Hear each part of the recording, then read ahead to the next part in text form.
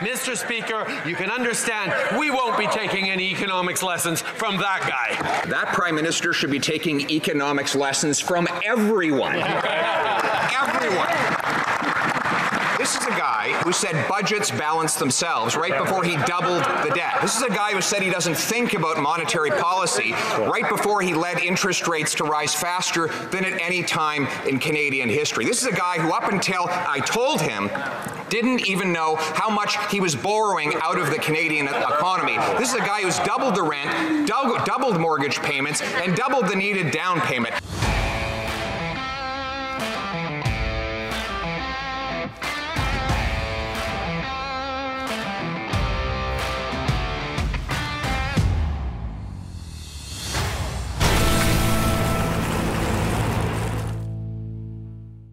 Welcome back to Northern Perspective, everyone. I'm Cypher. And I'm Fox. Do not get in a fight with a guy who is way, way smarter than you. Like, do not do it. Or, you know what, keep doing it because it is so entertaining. Let's get into it. The Honourable Leader of the Opposition. Good news headline. Apartment rents are on the verge of declining due to massive new supply. Unfortunately, that's a CNBC headline from the United States of America. Here's a CBC headline in Canada. Rent is going up more than $100 a month right now. Wow. And another one, and the Prime Minister's favorite, the Toronto Star, that this year we're having worse construction numbers than during the lockdown. Why is construction up and rent down south of the border when it's just the opposite here in Canada? Le très honorable Premier Ministre. Mr. Speaker, we know we need to build more rental constructions more quickly. And that's why we put forward a bill that removes the GST from new rental constructions across the country and on the federal side. And that is actually spurring thousands of new units to be built across the country. It's a very exciting measure, except unfortunately, Conservatives have chosen to obstruct debate on that particular measure. Why won't they line up with Canadians? Why don't they see that building housing supply is going to help Canadians right across the country? Why won't they line up with us and support Canadians across the country? No applause. No applause. Yeah, you can hear how quiet it is in the House. Yeah. No support from his party. L'honorable chef de l'opposition. Mr. Speaker, he's the one that's been obstructing that promise for the last 8 years since he made it. But since that 8-year period, the average rent has doubled. Mortgage payments have doubled. The needed down payment has doubled. It has been double trouble. And after doubling the cost, he created a $4 billion so-called accelerator to build homes. How many homes have been completed?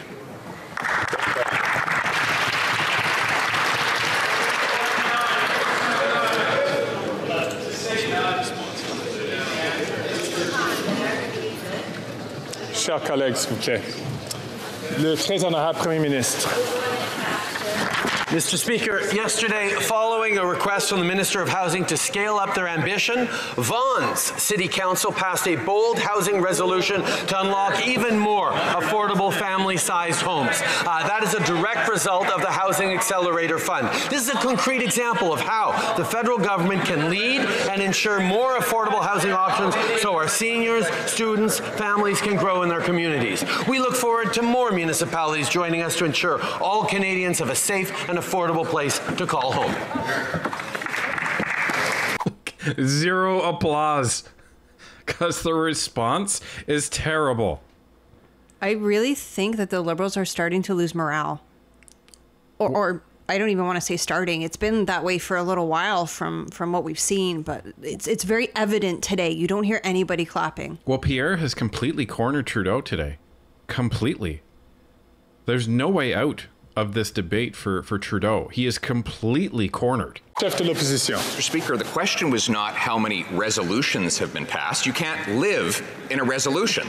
You can't live in a photo op. You can't live in a press release or a promise. He created this fund a year and a half ago, promising to, quote, accelerate housing. So how many houses have been completed? And by completed, I mean houses with walls and roofs and doors and people living in them. How many are completed? How many?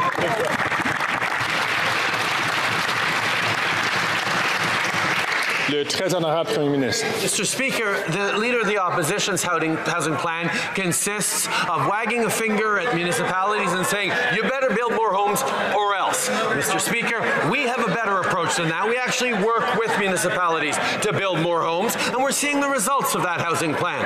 Recently, alongside British Columbia and the City of Vancouver, the member for Vancouver Centre announced the groundbreaking of the construction of 154 new affordable housing units close to transit in the heart of Davie Village, which will also house Community, which is a non-profit organization providing safe and secure services for individuals and families living with HIV/AIDS. What? What? I got nothing. I got nothing, everybody. Again, you cannot live in an announcement. Right.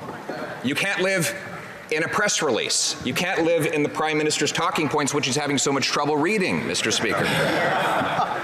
This Prime Minister is now presiding over a massive decline in home building. In fact, last year, Canada built fewer homes than in 1972, and this year, housing starts are down 32%. And by the way, to end the suspense, the number of homes that have actually been built by this so-called housing accelerator, zero. What? Nada. Nothing. When will you stop the talk, end the bureaucracy, and finally get something built?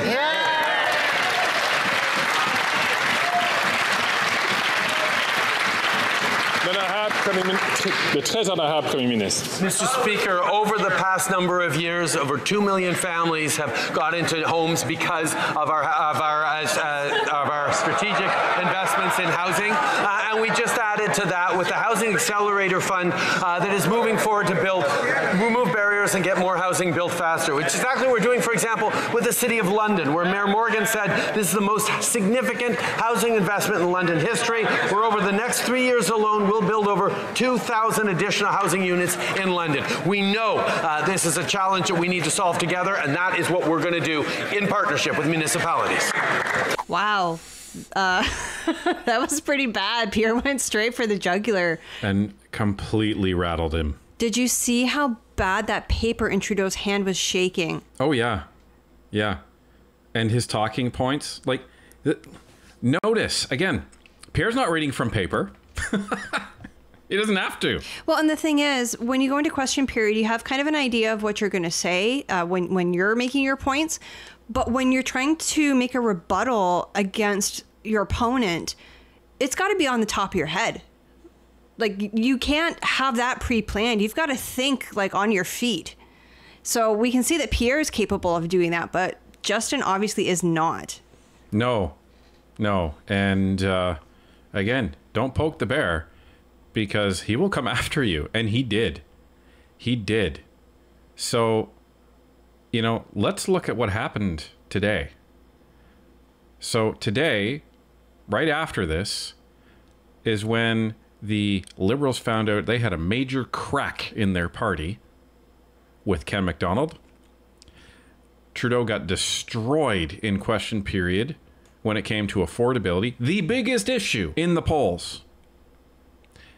And the fact that he couldn't answer any questions, and that Pierre completely exposed this quote-unquote accelerator fund. They spent $4 billion just on this, never mind all of the other money they've given the municipalities in the billions of dollars, has accomplished building rates lower than the lockdown.